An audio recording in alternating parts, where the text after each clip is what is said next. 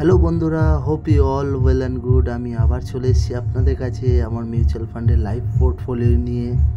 তো চলুন সরাসরি আমার মোবাইল স্ক্রিনে যাওয়া যাক। যারা যারা আমার চ্যানেলে নতুন ভিজিট করছেন, প্লিজ আমার চ্যানেলটাকে সাবস্ক্রাইব করে বেল আইকন প্রেস করে আমার পাশে থাকবেন। আমি আপনাদের কাছে রোজই এই ধরনের লাইভ পোর্টফোলিও ভিডিও নিয়ে আসি, যাতে আপনারা মোটিভেট হন এবং ইনভেস্ট করার দিকে এগিয়ে আসেন। কিছু ফ্রেন্ড আমাকে কমেন্টস করেছে, দেখুন আমি যে ফান্ড সিলেকশন করেছি অ্যাকচুয়ালি এটা ওন ডিসিশান। আমি কাউকে রেকমেন্ডেশন করছি না যে আমি যে ফান্ডে ইনভেস্ট করেছি আপনারাও সেই ফান্ডে করুন। আপনারা রিসার্চ করুন, দেখুন যেটা আপনাদের সুটেবল মনে হয়, যেটা আপনাদের জন্য পারফেক্ট মনে হয়, আপনারা সেই ফান্ডে ইনভেস্ট করুন। তো চলুন সরাসরি আমার মিউচুয়াল ফান্ডের ড্যাশবোর্ডে যাওয়া যাক।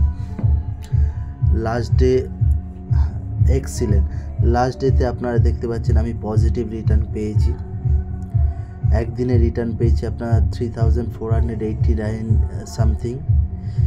আপনারা দেখতে পাচ্ছেন যে আমি টোটাল ইনভেস্ট করেছি 3,70,200 সামথিং, আর কারেন্ট ভ্যালু আপনার 4,86,100 সামথিং।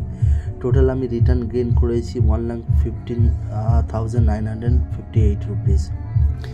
ম্যাক্সিমাম আমার পোর্টফোলিওতে আপনারা স্মল ক্যাপ ফান্ড দেখতে পাবেন।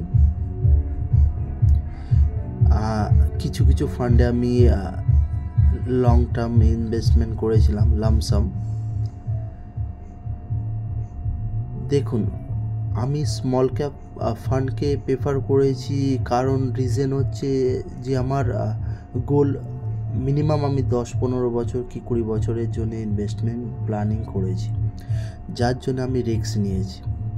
কেন 10 বছর পরে বা 15 বছর পরে রিস্ক ফ্যাক্টরটা কন্ট্রোল হয়ে যায় স্মল ক্যাপ ফান্ডে, তখন অতটা রিস্ক থাকে না। তো আমি আপনাদের কাউকেই রেকমেন্ডেশন করব না আপনারা স্মল ক্যাপ ফান্ডে ইনভেস্ট করুন। আপনারা আপনাদের সিলেকশান যে ফান্ডগুলো যেটা আপনারা প্রেফার করবেন, আপনারা সেই ফান্ডে ইনভেস্টমেন্ট করুন, সেটাই আপনাদের জন্য বেটার হবে।